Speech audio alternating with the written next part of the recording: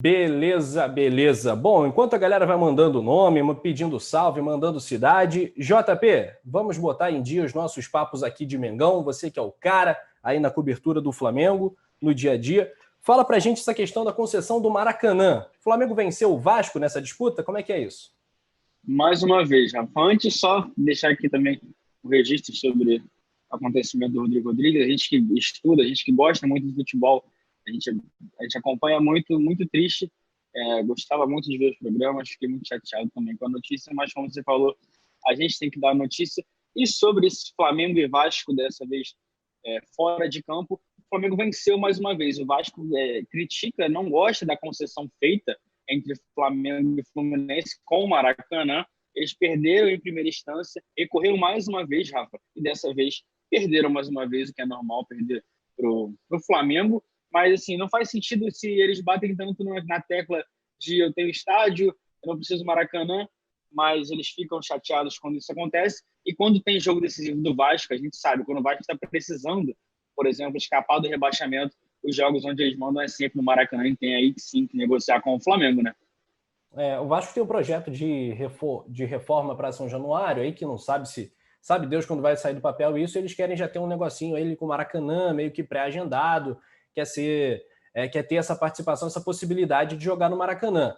Agora, enfim, deu o Mengão mais uma vez. Nazário, eu quero te ouvir, tenho certeza que você vai falar sobre o RR, é um negócio que abala todo mundo, né? Você é um cara super humano, né? E super ligado no meio, né? Da comunicação. Mas fala aí, sua introdução aí também, a questão do Vasco e o Maracanã. Em primeiro lugar, a gente começa com o coração triste, né, em função de perdermos aí uma peça fundamental para o futebol. E engraçado que a gente estava comentando no nosso grupo, né, do Coluna do Fla, e o Simon Ledo botou uma frase que realmente traduz o que está acontecendo.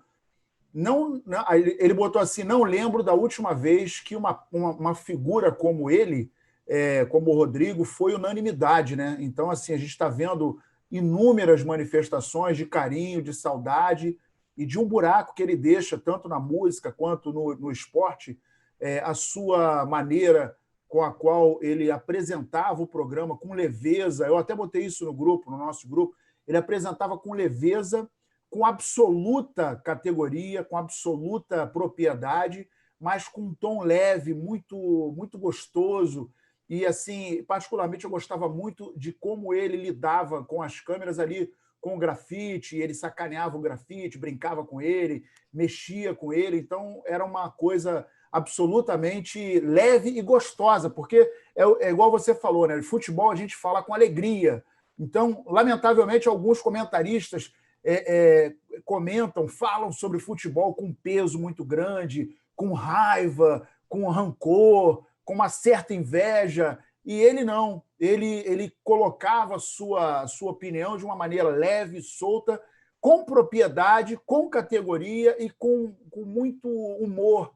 E é exatamente isso que o futebol ele precisa, né? Nós precisamos, o ser humano precisa. Eu, essa semana, tive o desprazer de ouvir de um cara que se diz jornalista que o Zico jogava bem somente contra o Madureira, o Olaria, Campo Grande. Então, realmente é difícil. Em relação ao Vasco, o que eu acho engraçado é o seguinte: o Vasco é igual a vizinha que vê o carro novo do vizinho ao lado e olha para o Chevette e fala: pô, meu Chevette é 78, mas é meu, tá quitado, não sei o que lá, e está com inveja do carro novo do vizinho. O Vasco é exatamente isso. Ao invés de olhar para o gramado dele, né, fica olhando para o gramado da casa ao lado. E entra com ação, mais uma vez perdeu.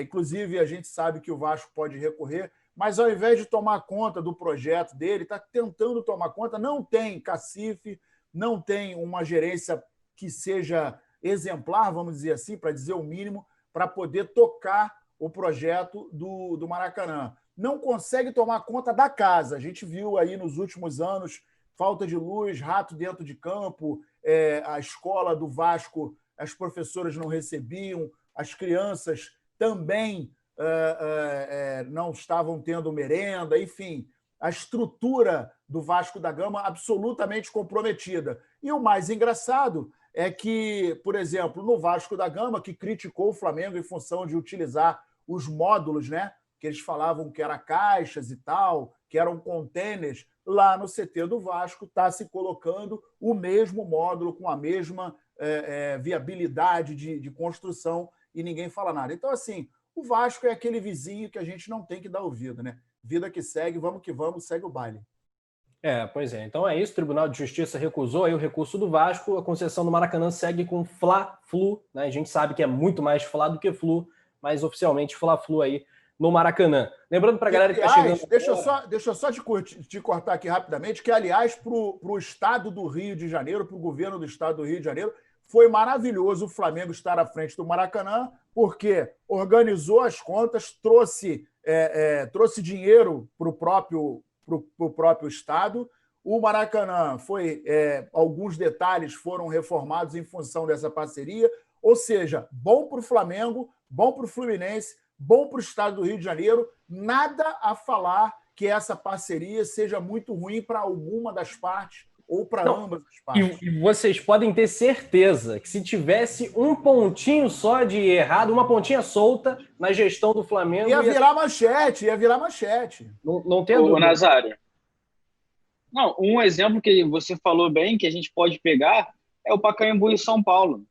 Assim, se o Maracanã hoje não tivesse com o Flamengo, ia virar o Pacaembu, que hoje, querendo ou não, tem lá o museu e tudo mais, mas o estádio ele tem que ser feito para ter um jogo de futebol, uma partida. Hoje o Pacaembu está esquecido. Eu acho que assim, está esquecido porque os times de São Paulo todos têm lá sua casa e jogam nos seus estádios. Mas se o Flamengo não fosse, não tivesse nessa concessão do Maracanã e deixasse para os outros times, assim, eu acho que o Maracanã, mesmo tendo jogo, poderia virar uma espécie de Pacaembu lá que é em São Paulo, né? Bem lembrado. E todo rubro-negro tem o sonho do estádio próprio, né? Todo rubro-negro tem esse sonho de ver um estádio vermelhão, vermelho e preto, aquela coisa toda.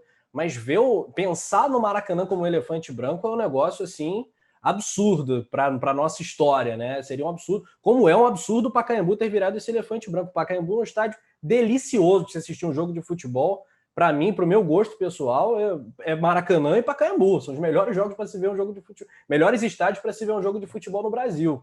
E as casas mais tradicionais do futebol brasileiro. Mas, enfim, vamos tocar o barco aqui.